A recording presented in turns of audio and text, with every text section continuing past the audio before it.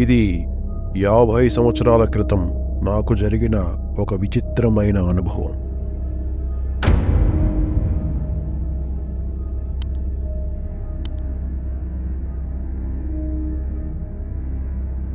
Hello friends, నా పేరు అజయ్ కుమార్.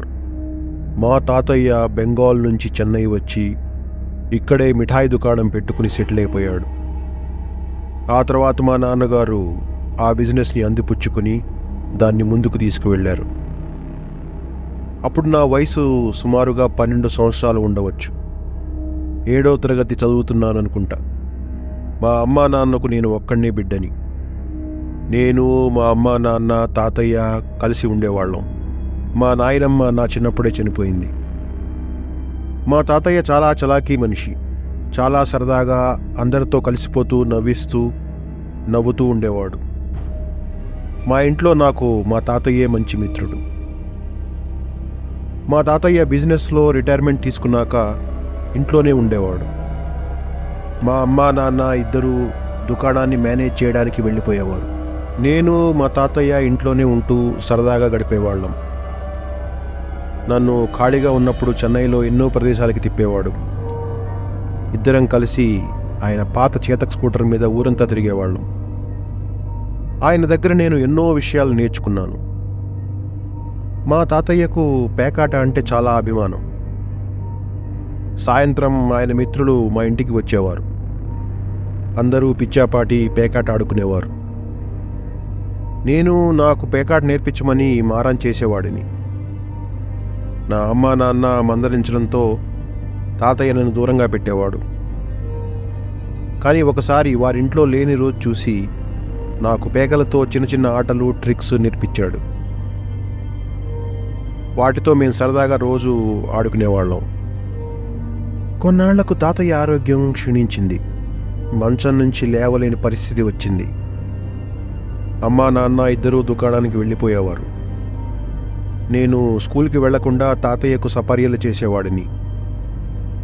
ఎప్పుడూ నవ్విస్తూ ఉండే తాతయ్య పాపం బాధతో మంచంలోనే గడిపేవాడు.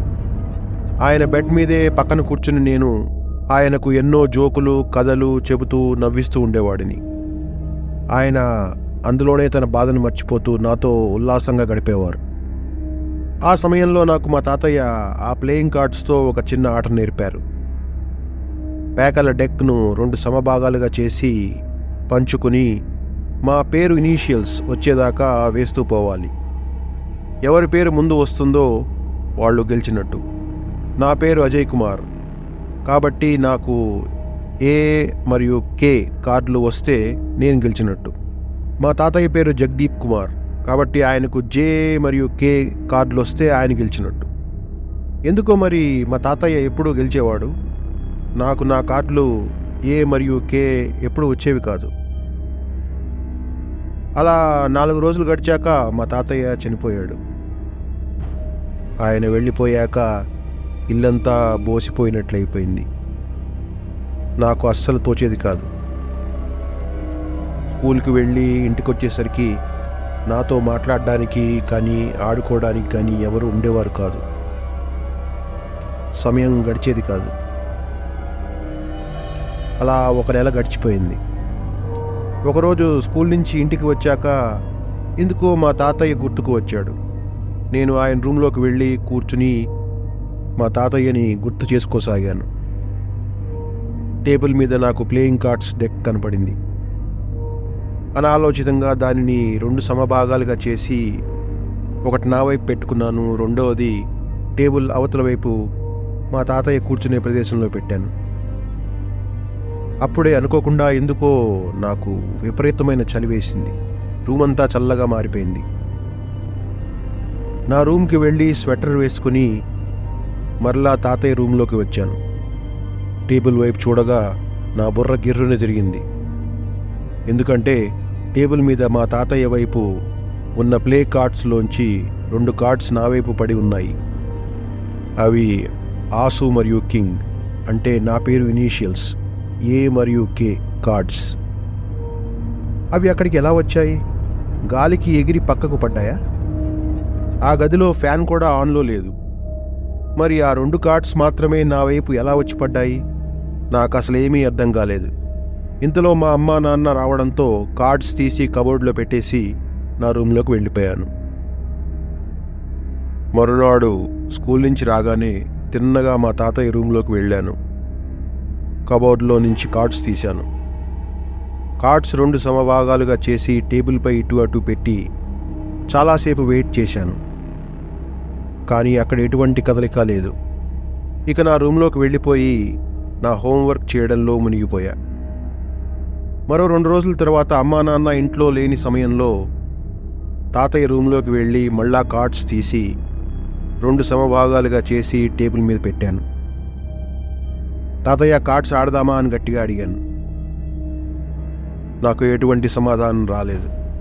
ఈలోగా ఏదో ఫోన్ కాల్ వస్తే మాట్లాడడానికి హాల్లోకి వెళ్ళి తిరిగి వచ్చి చూసేసరికి మరలా అదే విచిత్రం.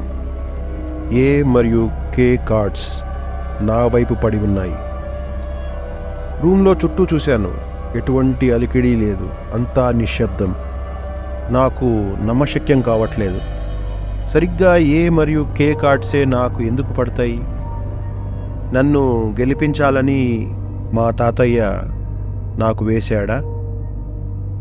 లేదా నన్ను కూడా కార్డ్స్తో ఆడమని పిలుస్తున్నాడా? మా తాతయ్య ఫోటో వైపు చూస్తే కళ్ళల్లోంచి కన్నీళ్లు జలజలా కారాయి నాకు. ప్లేయింగ్ కార్డ్స్ కబోర్డ్లో పెట్టేసి రూమ్ తలుపు వేసేసి బయటకు వచ్చేసా.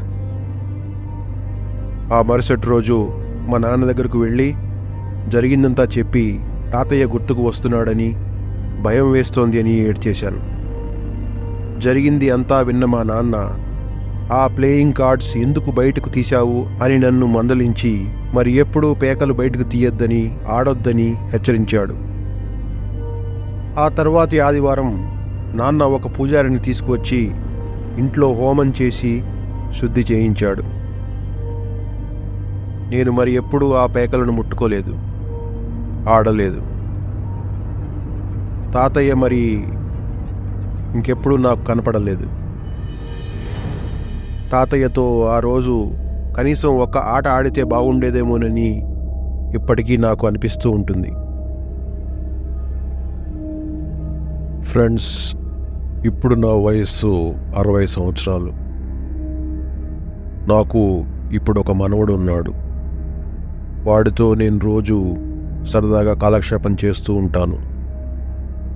నాకు చెస్ అంటే చాలా అభిమానం.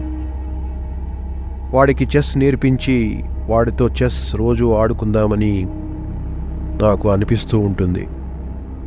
కానీ నా మదిలో ఎన్నో ప్రశ్నలు. నేను రేపు వెళ్ళిపోయాక నాకు కూడా మా తాతయ్యలాగా వాడితో ఆడాలని ఉంటే ఏం చేయను? నేను వాడికి చెస్ నేర్పించి వాడితో ఆడాలా వద్దా మీరే చెప్పండి. కామెంట్స్ రూపంలో తెలియచేయండి.